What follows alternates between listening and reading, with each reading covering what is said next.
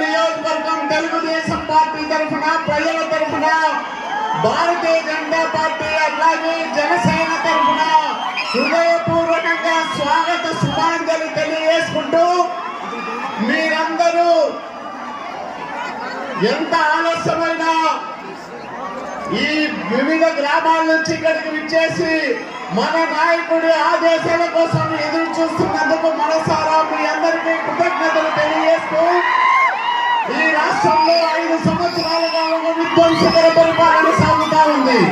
ఏ వర్గము సంతోషంగా లేదు, ఏ మనిషి సంతోషంగా లేడు. నమ్ముకున్న నాయకుడు నయవంచకుడుగా మారి రాష్ట్రాన్ని పూర్తి నవ్వుల పాలు చేస్తూ, పూర్తిగా భ్రష్టు వ్యవస్థల్ని ఆనంద